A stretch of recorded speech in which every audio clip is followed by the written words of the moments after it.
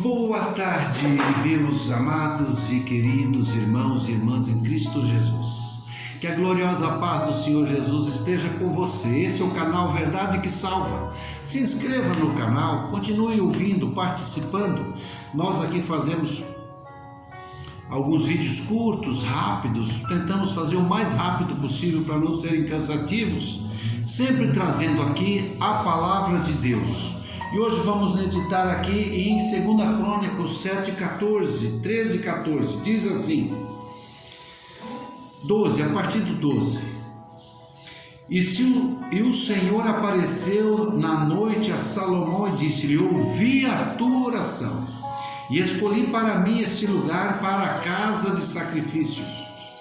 Se eu fechar os céus e não houver chuva, ou se ordenar os gafanhotos que consumam a terra, ou se enviar a peste entre o meu povo, e se o meu povo, que se chama pelo meu nome, se humilhar, orar e buscar a minha face, se converter dos seus maus caminhos, então eu ouvirei dos céus, perdoarei os seus pecados e sararei a sua terra. Meu amado, essa promessa ele deu a Salomão quando foi inaugurado o templo, e a glória de Deus se manifestou ali no templo. E Salomão orou, e Deus então falou: olha, eu farei isso, eu perdoo, se humilhar, se me buscar, se botar o rosto por terra e chorar os seus pecados e se converter, eu atendo, eu saro, eu perdoo os pecados e dou a vida para vocês. Meu amado, esse princípio de Deus não muda, ele permanece até hoje, e é Deus que faz isso, que cerra os céus, fecha os céus, ou faz chover, ou manda males, manda as enfermidades, para que nós possamos nos consertar. E nós, no tempo que estamos vivendo, esses últimos tempos, nas vésperas do arrebatamento, nas vésperas da grande tribulação, nas vésperas do homem do pecado que vai surgir, Deus então está permitindo esse mal alcançar a humanidade, para que ela faça isso, ela busque o Senhor, se humilhe perante o Senhor, reconheça o seu pecado. E cada um de nós, amado, precisamos reconhecer por si próprio, porque se eu me arrepender, não vou conseguir consertar o mundo, mas eu conserto a minha vida. Se eu chorar o meu pecado e chorar o pecado da minha família, Deus vai trazer o perdão para nós, não é? E é assim que nós temos que buscar a Deus. Nós temos que orar sim pela nossa vida, pela nossa família, pela nossa cidade, pelos nossos bairros, estado, país, e pelos países, pelo mundo. Mas, amado, de maneira especial devemos orar por aquilo que é nosso, a nossa família, a nossa casa, o nosso povo, os nossos filhos. Temos que chorar. Diz a palavra em Hebreus 7:25 que Ele nos salva perfeitamente, o Senhor Jesus Cristo, e que Ele vive sempre para interceder por nós.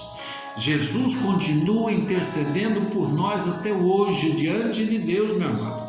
E nós precisamos nos unir a Ele em oração e em intercessão. Isaías 53:12 diz que Ele levou o pecado de muitos e intercedeu pelos transgressores. É isso que Ele está fazendo, amado, intercedendo por nós pecadores, intercedendo pelas nossas famílias. E Ele continua intercedendo, né? Ele quer que nós nos unamos com Ele na oração.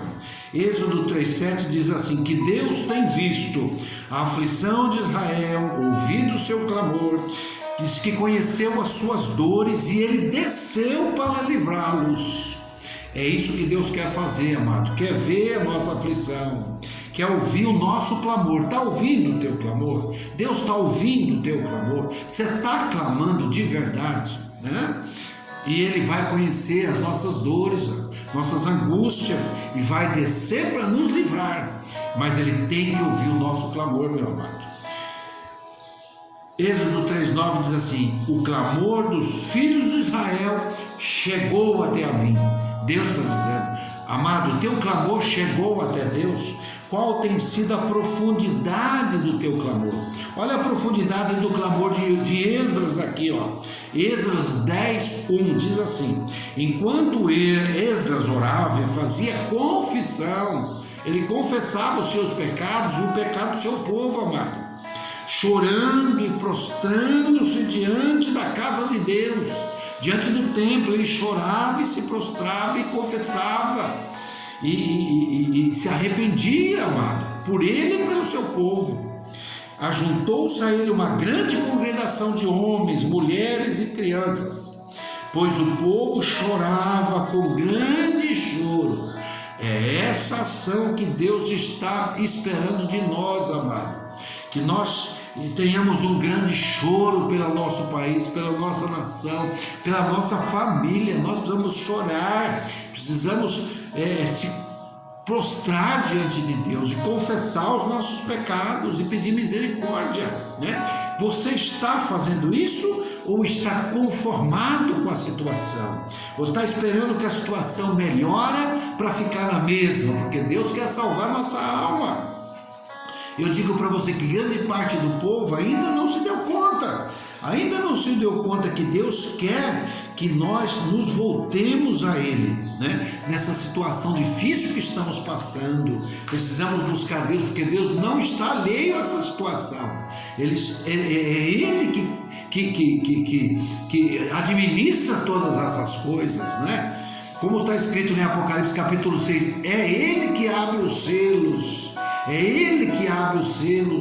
para que as coisas sucedam, e assim Ele está agindo hoje também. Daniel 9:5 diz assim, Daniel orando: pecamos e cometemos iniquidade, temos sido ímpios, rebeldes, nos afastando dos mandamentos. Olha Daniel confessando o pecado, olha Daniel chorando, olha Daniel se prostrando, meu amado.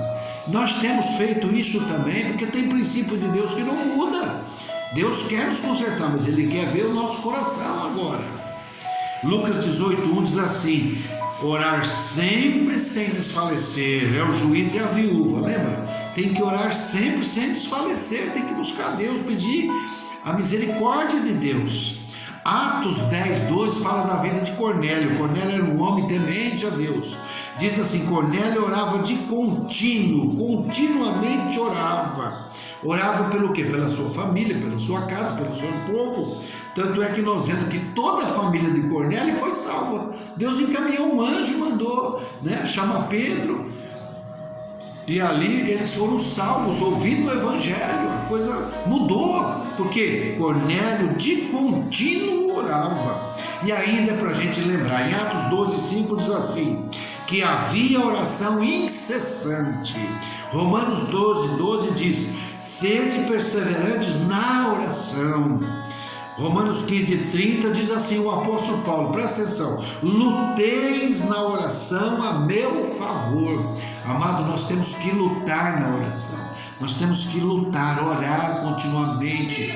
E muitas vezes nós temos que se render a Deus, e muitas vezes nós temos que fazer aquilo que não queremos, porque nós temos que orar, nós temos que buscar a face de Deus com jejuns, não é? 2 Coríntios 1:11 diz assim, o apóstolo: ajudando-nos com vossas orações. Veja que o ministério depende da oração, amado, depende do impulso do Espírito Santo, que ele vai através do clamor, através da intercessão. Colossenses 4:12 diz assim: esforça na oração. Amados, nós precisamos esforçar na oração. Esse tempo que nós estamos vivendo difícil exige que nós nos esforcemos na oração, para que Deus possa salvar muitas vidas. 1 Pedro 3:7 diz assim: não se interrompa as vossas orações. Não se interrompa as vossas orações. Você tem orado diariamente?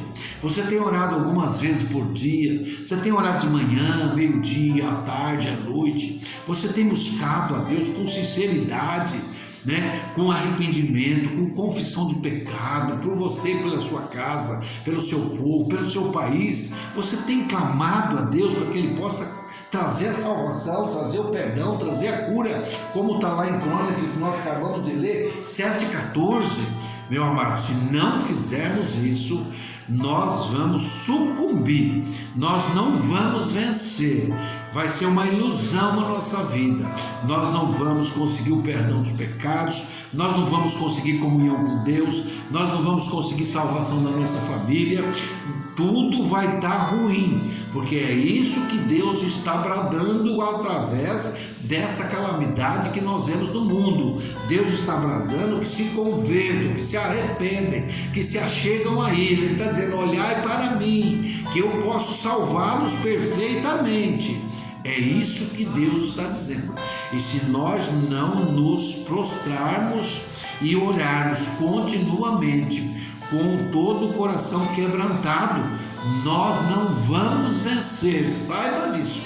Você não vai vencer se não nos quebrantarmos na presença de Deus, porque isso que está acontecendo é um chamado para essa atitude. E se essa atitude não acontecer, não vai vir a cura, não vai vir a libertação, não vai vir o perdão, não vai vir a salvação de Deus para a nossa vida e para os nossos, como ocorreu na vida de Cornélio, que diz que Cornélio orava de contínuo e toda a família dele foi salva, e os seus vizinhos, seus amigos também encontraram o Senhor Jesus, porque ele proveu a salvação para aquela família. Então faça isso, amado. Não deixe a sua vida e a sua família perecer, não deixe.